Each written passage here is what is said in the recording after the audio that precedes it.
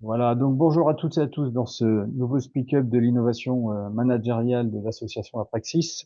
Aujourd'hui, nous allons parler méthode, en nous posant la question de savoir si les outils managériaux que nous utilisons aujourd'hui sont toujours adaptés à la réalité des organisations. Donc avant de commencer, je me présente brièvement, je m'appelle Grégoire Journet, je suis membre de l'association Apraxis. Et aujourd'hui, nous avons le plaisir d'accueillir Anne-Claire Saunier. Anne-Claire qui est experte en management et neurosciences appliquées. Elle dirige un organisme de conseil et de formation. Donc, je vais laisser Anne-Claire se présenter davantage en suivant et nous dire comment, notamment, pardon, en quoi le Flow Analysis System, qui est une méthode qu'elle a conçue, est une méthode qui permet de lire les situations dans leur globalité, d'intégrer la temporalité, les interactions, et dans le but de pouvoir éclairer les décisions. Voilà. Donc avant de lui donner la parole, je vous rappelle rapidement notre règle du jeu, hein. On est sur un programme court de 30 minutes. On fera en sorte de terminer et de libérer tout le monde à midi.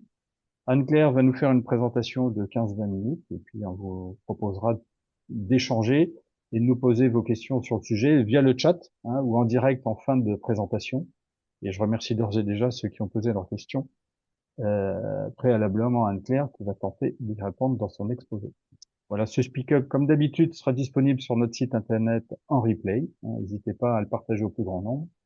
Et merci de bien vouloir éteindre vos micros avant afin de garantir une qualité d'écoute optimale pour tous. Voilà. Sans tarder, merci Anne-Claire. Je vous laisse vous présenter et nous présenter ce qu'est le Flow Analysis System. Eh bien, merci beaucoup, merci à vous pour cette première présentation. Merci à tous d'être connectés en cette matinée. Moi, je vais vous raconter un petit peu comment est arrivé, parce que pour comprendre le Flow Analysis System, il faut comprendre d'où il vient. Alors moi, au départ, je suis directrice de maison de retraite. Alors, j'ai un premier poste d'adjointe. Lors de mon arrivée le premier jour, je suis accueillie au bout d'une heure et demie où je vois personne par le directeur régional qui me dit: vous prenez la direction puisque je viens de mettre à pied votre directrice. Et donc, je me retrouve les deux pieds dans le management alors que je sors de l'IAE. Je suis très bien formée en droit, en RH, en tout ce qu'on veut. Il y a pas de problème. Voilà, ça, on est formé là-dessus. Par contre, en management, eh ben, clairement, je me suis quand même retrouvée en difficulté avec des équipes elles-mêmes en souffrance, puisque leur directrice venait de partir sans qu'elle soit prévenue, etc. Et moi, j'avais choisi ce métier pour une raison bien particulière, qui était le souhait profond d'agir sur la qualité du soin, la qualité de l'accueil. Et je me suis rendue rapidement à l'évidence, c'est-à-dire que quand on n'a pas les bons éléments managériaux, et ben, le soin en souffre. Et donc, je me suis retrouvée très jeune, hein, j'avais même pas 24 ans, en fait. J'avais 23 et quelques face à cela, et je me suis dit: «OK, tu vas reprendre tes études et tu vas essayer de comprendre». Et ça fait aujourd'hui presque 15 ans que je travaille pour essayer de pas, opposer, c'est-à-dire d'arrêter d'opposer, le bien, le mal, les gentils, les méchants, le noir, le blanc, mais plutôt d'essayer de comprendre ce qui se passe et comment trouver réellement des solutions, sur nos terrains managériaux. Et puis, j'ai commencé à faire des DU et cetera. Je suis intervenue dans des écoles de commerce, dans différents endroits, et je me suis dit: «Waouh, mais en fait, les formations managériales, elles sont un petit peu déconnectées de certaines réalités». C'est-à-dire qu'on utilise beaucoup d'outils. OK, très bien, les fameuses boîtes à outils dont tout le monde entend parler. Si ce n'est qu'une boîte à outils, si on n'a pas les éléments de compréhension des situations dans lesquelles on se trouve, ça sert à rien. Se servir d'une lance, si on ne sait pas comment fonctionne le feu, ça sert pas à grand chose, c'est même dangereux. En management, c'est exactement les mêmes éléments que j'ai pu retrouver, avec une cristallisation, je trouvais aussi très forte autour des types de personnalités, de mettre des individus comme ça dans des cases. Je dis pas que c'est inintéressant, mais en revanche, je trouve que ce n'est pas suffisant. Et donc, je me suis dit: «OK, il faut que j'aille plus loin dans un système, non pas d'action, mais bien de compréhension et d'analyse pour trouver les meilleures solutions possibles». Si ça fonctionne. Lors de mes recherches, j'ai fait un premier diplôme universitaire sur les risques psychosociaux, où on travaille beaucoup autour de la sociologie, de la psychologie, etc. Et je me suis dit, en fait, et puis j'ai fait aussi un diplôme sur l'approche systémique et complexe. Et la première chose qui m'a sauté aux yeux, c'est en fait, on nous apprend des organisations par système d'organigramme, d'éléments comme ça, très procédurés, très cadrés et tout ça. Et en fait, on est dans des systèmes, les situations de travail sont dans des systèmes mouvants, qui bougent tout le temps entre l'organisation en elle-même, qui cherche son équilibre, ne serait-ce que budgétaire, etc., depuis la politique jusqu'à l'organisation du travail, avec des individus, bien évidemment, qui eux-mêmes cherchent leur propre équilibre, et aussi, souvent, c'est l'aspect collectif. L'aspect collectif, c'est pas un plus, c'est pas quelque chose qui vient se rajouter, c'est bien un des éléments, mais fondamentaux des organisations du travail, qui a un impact et qui est lui-même créateur de ces situations de travail. Donc, on se retrouve dans un système entre un individu, des individus, des collectifs et une organisation dans lequel on a des situations de travail. Et ce système-là a pour effet de répondre à l'environnement dans lequel il est situé, à différents enjeux en fonction du système, puisque on peut avoir une vision plus générale sur un SDIS, mais aussi un centre de secours et même une équipe en fait, un SOG peut aussi avoir cette vision en fait des situations de travail autour de ces éléments-là. Donc finalement à différents niveaux. Sur cette approche par système, je me suis dit, mais en fait, il faut qu'on puisse modifier un petit peu notre façon de voir les choses, parce qu'en ayant une vision très rigide et très bloquée, on ne répond pas aux besoins de mouvement d'un système, puisque ce qui permet au système d'exister et de trouver à tout moment son équilibre, bah, c'est justement d'accompagner cet équilibre, d'accompagner ce mouvement, voilà, d'être dans cette compréhension et cet équilibre, plus que dans quelque chose qui permette uniquement de le sécuriser et de le bloquer. Donc trouver ce juste milieu. Et sont nés les 3 piliers de l'approche globale, donc on retrouve comprendre, analyser et agir, avec la nécessité d'avoir un système de compréhension et d'analyse avant l'action. La fluidité est arrivée sur ce système d'action. Pourquoi ? Parce que pour accompagner correctement un système qui lui-même, donc vous l'avez compris, est en perpétuel mouvement, faire preuve de fluidité, c'est déjà se permettre d'accompagner ce système de façon sécurisée. En fait, on a 2 solutions, hein. On a tous des blocs de béton au quotidien, si ça peut vous rassurer en cette matinée, je crois qu'on en a tous, hein, des visions de choses d'individus, qui nous bloquent au quotidien. Soit on prend une masse, on tape dessus, on va se faire mal, on peut, faire mal aussi, et je vous mets à l'aise pendant qu'on on est en train de s'occuper de cette masse de béton, il y en a 2 autres qui vous attendent derrière. Soit on arrive comme ça à accompagner le mouvement, à créer aussi le mouvement, à faire preuve de fluidité, ce qui demande de savoir l'objectif, de savoir vers quel objectif on va. Et ce mouvement comme ça permet aussi, avec le mouvement collectif, d'avancer avec cette notion de fluidité, qui comprend en elle-même la notion de temporalité aussi. Je me suis dit, ok, très bien, ce triptyque fonctionne très bien, les gens le comprennent, l'intègrent même, c'est génial, mais comment on peut aller plus loin en, en améliorant vraiment les comportements des managers, c'est-à-dire qu'ils le comprennent, ils le savent, mais c'est pas parce qu'on dit à quelqu'un sois plus cool ou à l'inverse sois un petit peu plus muscle un petit peu ta façon d'être, etc. Ils le comprennent, ils le savent, mais c'est pas pour ça qu'ils le font derrière. Ça fait 10 ans que je fais du coaching, c'est intéressant, mais pour autant ça fonctionne pas, parce que la réalité managériale nous rattrape, et que dans cette réalité managériale, eh ben, nos biais en fait ressortent très vite. Donc j'ai travaillé notamment sur l'aspect de leadership décisionnel, en se disant ok, l'autorité, la force aujourd'hui, on voit bien que ça a ses limites. Donc comment arriver à une nouvelle légitimité par cette capacité en fait décisionnelle aussi dans le niveau managérial.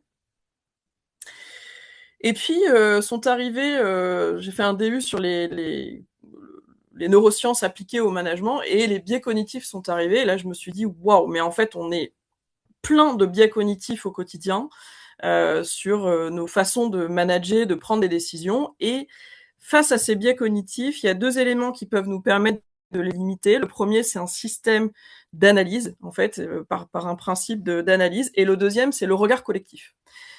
Donc force est de constater que c'était intéressant d'aller chercher là-dessus. Et puis je suis rentrée chez les sapeurs-pompiers. Et là, il m'est arrivé quelque chose d'assez rigolo, c'est que les premières interventions, mon chef d'agré, c'était un des salariés que j'avais eu alors que j'étais DRH, qui m'avait cassé les pieds pendant 2 ans, mais vous pouvez même pas imaginer à quel point.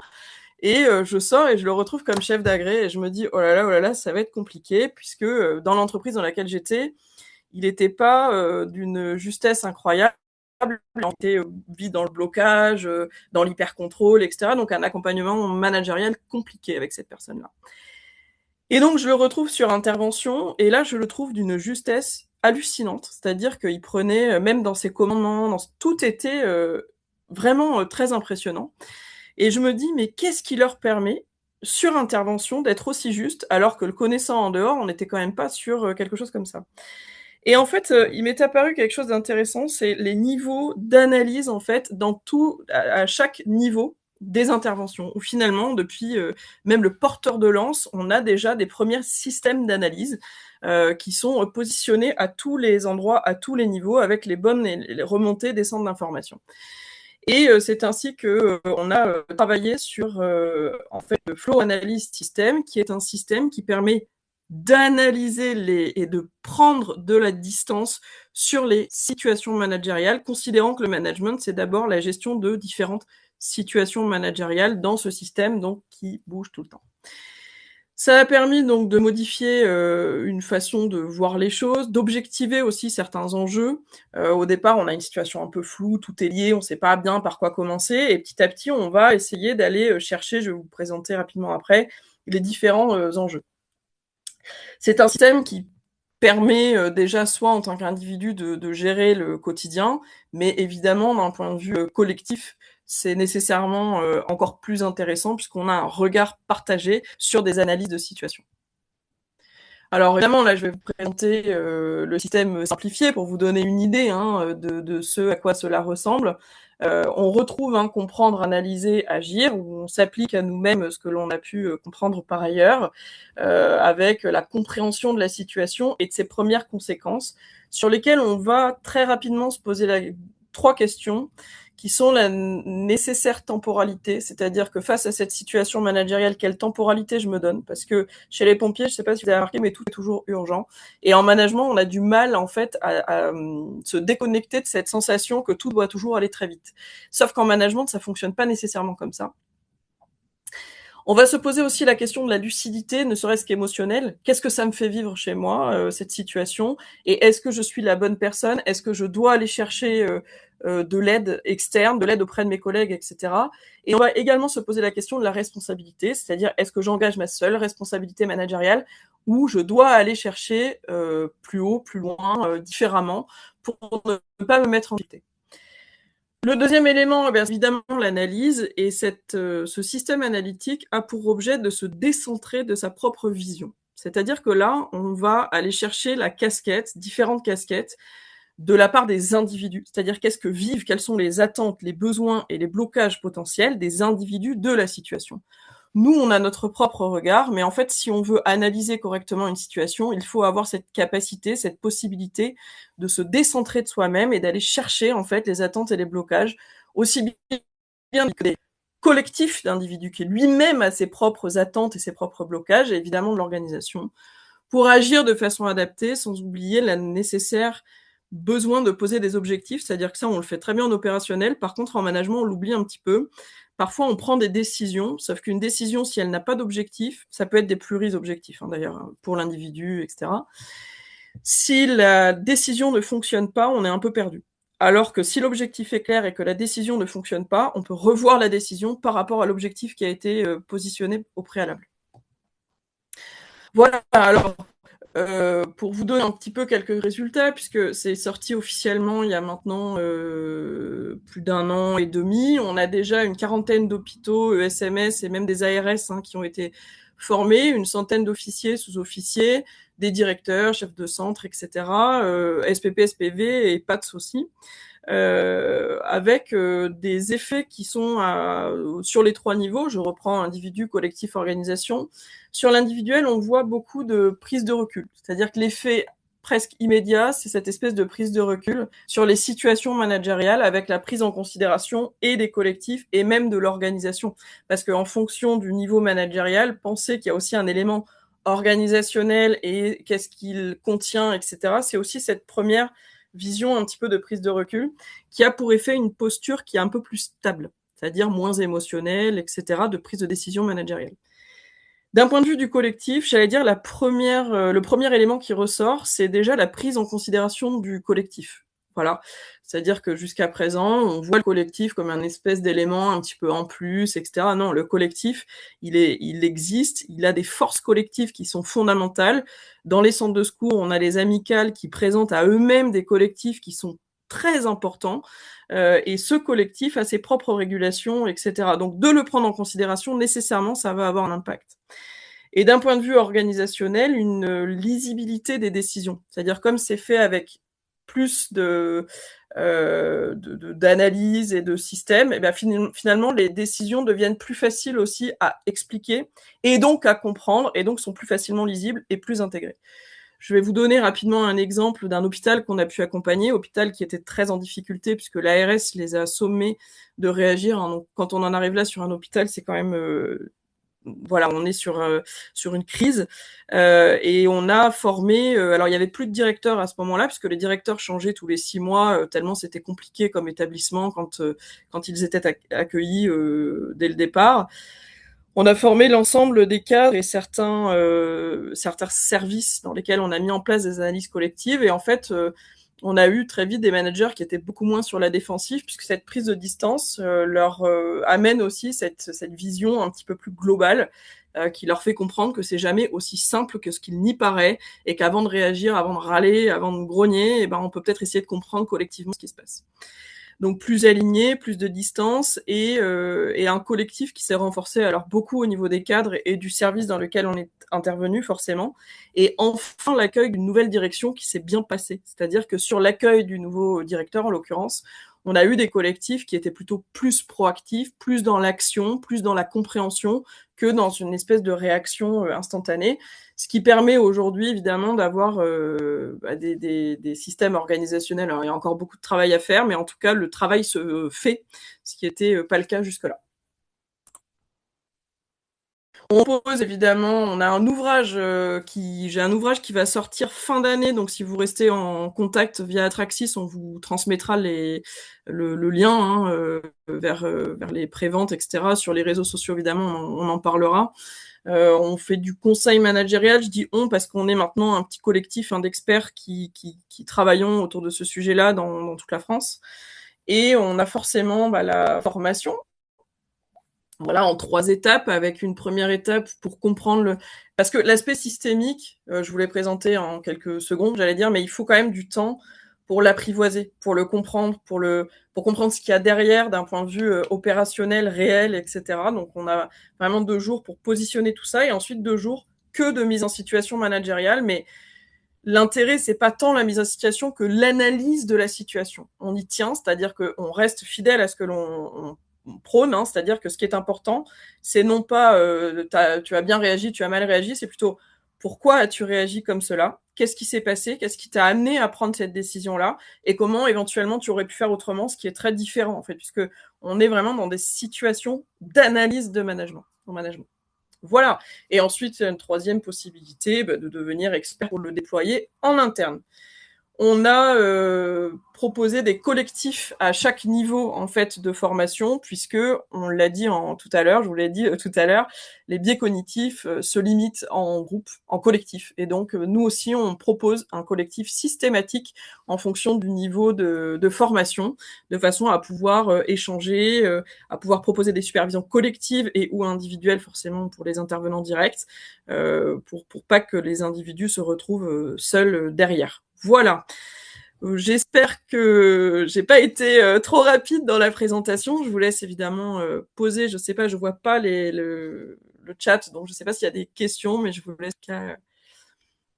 voilà me poser. N'hésitez pas. Merci Anne-Claire. Effectivement, dans le chat, il n'y a pas de questions. Donc, merci pour cette présentation rapide. Peut-être qu'il y en a l'un ou l'autre qui a une question en direct qui peut qui peut, en allumant son micro ou lever la main et la poser directement.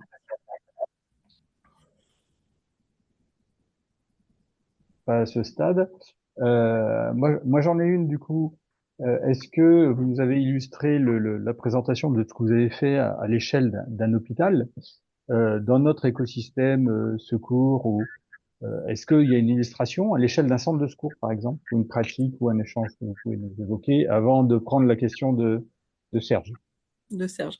Oui, on l'a déployé dans un SDIS sur lesquels on a travaillé autour du management et dans ce processus managérial, j'ai proposé ce système analytique. Donc c'était officier, sous-officier, et ça a permis effectivement. Alors le directeur a bénéficié de la formation, le directeur adjoint, enfin vraiment tout le monde est venu, donc c'était très intéressant. Pompiers, PAT, c'était mélangé aussi, donc un regard croisé très dynamique et très intéressant. Et on a vu effectivement des postures, même sur des personnes qui étaient plutôt vent debout contre le système, pour dire les choses assez simplement, des gens qui ont pu aussi prendre un peu cette distance en se disant ok, bah en fait c'est pas si simple, tout n'est pas la faute des SDIS, tout n'est pas la faute des nouvelles générations, etc. En fait, de couper un petit peu court à ces visions toutes faites qu'on peut avoir. On a eu des effets sur ces éléments-là. Et on a eu des effets aussi sur les officiers qui peut-être trouver une nouvelle façon de voir un petit peu les choses, parce qu'on est dans un univers qui change là très très très vite, avec des pressions économiques, politiques, sociales, enfin tout ce qu'on veut, qui sont assez puissantes. Et donc cette prise de distance s'est aussi opérée. Voilà, le commandant, lieutenant, colonel aussi était plutôt content de cette vision-là. On est en train de le déployer dans d'autres SDIS. On l'a aussi déployé sur des chefs de centre volontaires et professionnels, pour lesquels il faut un petit peu plus de temps sur l'écosystème, c'est-à-dire notamment chez les sapeurs-pompiers volontaires. Comme tout est un peu dilué, on sent qu'il faut du temps en fait pour reprendre les choses, les revoir, etc. Mais avec cette nécessité, encore une fois, de prendre de la distance, puisque, encore une fois, le temps étant contraint, ne pas oublier un des 3 éléments, c'est gagner du temps, in fine. Voilà. Okay, merci. Serge, vous aviez une question? Oui, moi j'ai une question sur les retombées ou les exploitations potentielles de votre système dans l'entreprise, parce qu'effectivement, il y a un endroit où il y a beaucoup de soucis, parfois c'est caché, masqué ou avec des conséquences sur les départs des talents dans les entreprises, c'est parfois le problème managériel. Est-ce que vous avez envisagé effectivement de l'appliquer à l'entreprise en général? Oui, alors on l'a déjà commencé à le déployer dans des univers un petit peu différents. Alors c'était plus à la marge, puisqu'on on est des personnes que j'accompagnais déjà via l'organisme de formation, et puis des experts que j'ai pu former qui, eux, sont experts de différents domaines d'activité des miens. On Mhm. l'a développé dans les grandes surfaces type Super U, et puis dans une entreprise d'ambulance dans lesquelles il y avait énormément de turnover et de difficultés. Donc plutôt des organisations de services. On a aussi des je sais pas, des magasins de lunettes, etc., et d'audition. Enfin voilà, Opticien. donc Mhm. différentes. Ouais, voilà, exactement. Merci.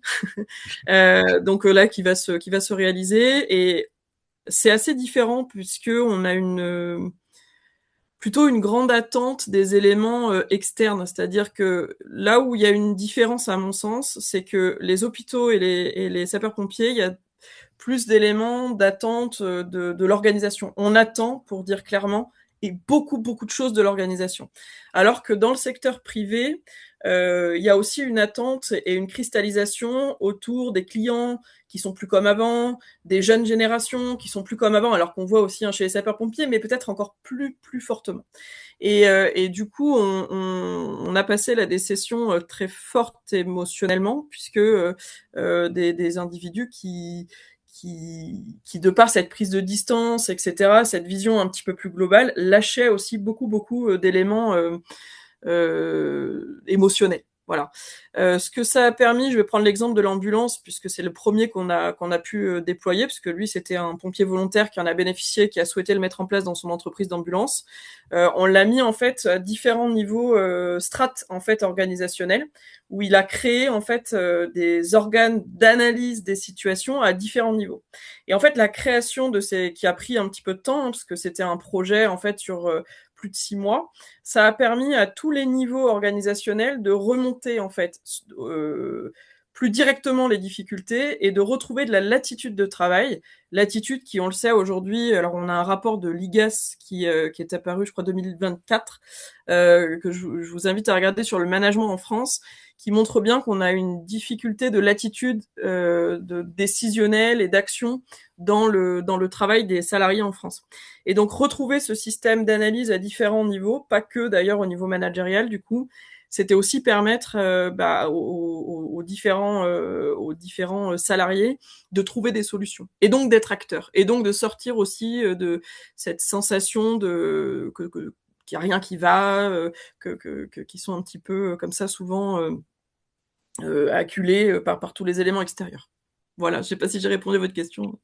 Oui, très bien, parce que, en fait, bon, du coup, effectivement, nous, on ne s'est pas présenté parce qu'on est auditeur. Donc, non, parce que moi, je suis dans la phase de création d'entreprise et surtout lié au secteur des pompiers parce que c'est dans la lutte, je vais dire, précoce quand les incendies, enfin, les départs de feu, on va dire.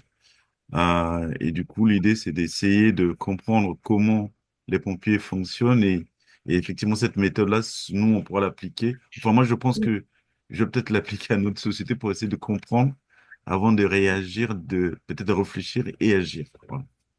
Oui, merci beaucoup à vous. Il faut un peu de cette méthode. Ce que je dis souvent, c'est faites petit à petit. C'est pas grave si on n'a pas le scaboard au départ. C'est pas très important. Ce qui est important, c'est de changer son propre regard et petit à petit, les choses elles se mettent en place. Et sur toutes les personnes formées, d'ailleurs, on le voit. Hein, il y en a certains qui utilisent la totalité, presque le tableau qu'ils ont dans leur bureau parce que ça leur tient à cœur, et d'autres qui vont piocher. Et en fait, c'est pas grave. Si on a déjà cette sensation de prise de distance analytique, c'est déjà très important. Est-ce que, une autre question, peut-être la dernière, est-ce que dans cette réflexion et dans cette méthodologie qui invite à la réflexion et à la prise de recul, Oui. il y a d'autres outils qui peuvent s'intégrer? Alors oui, tout à fait. Déjà sur l'analyse collective, hein, c'est les systèmes de co-développement, hein, du codev qui permet en fait cette analyse collective, etc., sont des éléments qui peuvent totalement se conjuguer sur plutôt les systèmes d'analyse collective et de vision collective. Je ne sais pas si c'était le fond de votre question, De mais celle-là ou d'autres outils qu'on a pu présenter, que ce soit la théorie organisationnelle de Berne, des approches de mesure, que ce soit l'élément humain, ou la théorie U, ou voilà. mm, mm. En fait, dans l'individu collectif organisation, dans le système, on part du principe que chaque élément est lui-même questionnable et analysable. C'est-à-dire que tous les outils que l'on peut obtenir, avoir, aller chercher, se former, etc., vont répondre à différents éléments de compréhension en fait sous-jacents. Donc finalement, tous les outils que vous avez vont rentrer dans des éléments, dans un endroit du système analytique et vont venir se conjuguer à travers cette vision système, quelque part. Voilà. Ok. Écoutez, merci beaucoup pour cette présentation. Je vais conclure. Merci pour à chacun pour votre présence. Ce court programme qui aura sans nul doute éveillé notre curiosité. Merci Anne-Claire d'avoir répondu présent à cette invitation et de nous avoir présenté dans le format imparti l'approche de la méthode. Merci Florence pour la gestion de la communication et la technique. Donc pour tous ceux qui sont inscrits, on vous enverra rapidement les coordonnées d'Anne-Claire et le lien pour le replay si vous voulez poursuivre les échanges. Ouais. Ah, Je ce vous serait avec rappelle, plaisir. voilà, c'est prévu. Je vous rappelle nos prochains rendez-vous à Traxis qui sont l'occasion du prix de l'innovation organisé, co-organisé avec la Fédération nationale des sapeurs-pompiers de France, l'École nationale supérieure des officiers de sapeurs-pompiers et les CAS exactement, sur lequel vous pouvez faire candidature. D'autant que pour la première année, il y a l'aspect innovation managériale qui est pris en compte à travers ce prix. Et les candidatures peuvent se formuler via le site de la Fédération nationale. Voilà. Et Sinon, le rendez-vous, c'est quand? Oui. Il est quand ce rendez-vous-là? il est à l'occasion du congrès fin septembre 2026. Voilà, Ah, d'accord. toutes les autres informations d'Atraxis sont à retrouver sur notre site et sur les réseaux sociaux, hein, principalement LinkedIn ou X, et notre newsletter, auquel je vous invite à pas hésiter à continuer à vous abonner. Il y a beaucoup d'informations mensuelles. Merci Merci à beaucoup. tous. À très bientôt. Au revoir. Bonne journée. À bientôt. Restez en ligne, Serge. Merci à vous, bonne journée. Merci, au revoir. Au revoir.